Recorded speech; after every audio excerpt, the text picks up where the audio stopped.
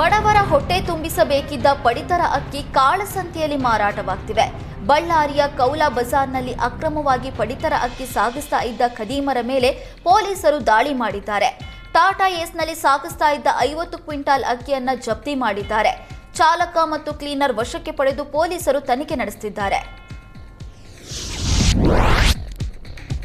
March 21ರಿಂದ ರಾಜ್ಯಾದ್ಯಂತ SSLC ಪರೀಕ್ಷೆ ಶುರುವಾಗಲಿದೆ.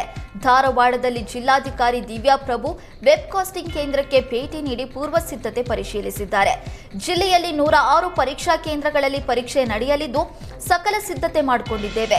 ಪರೀಕ್ಷಾ ಕೇಂದ್ರಗಳಿಗೆ ಸಿಸಿಟಿವಿ ಅಳವಡಿಕೆ ಮಾಡಲಾಗಿದೆ. 1310 ಕೊಠಡಿಗಳು ಇವೆ. ಅದರಲ್ಲಿ 1522 ಸಿಸಿಟಿವಿ ಕ್ಯಾಮೆರಾಗಳನ್ನು ಅಳವಡಿಕೆ ಮಾಡಿದ್ದೇವೆ.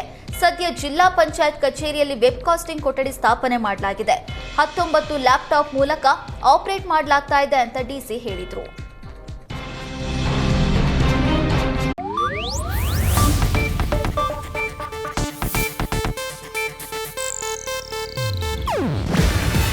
ಇದು ಏಷ್ಯಾನೆಟ್ ನ್ಯೂಸ್ ನೆಟ್ವರ್ಕ್ ಪ್ರಸ್ತುತಿ. ನೀವು ನೋಡ್ತಿದ್ದೀರಾ ಏಷ್ಯಾನೆಟ್ ಸುವರ್ಣ ನ್ಯೂಸ್.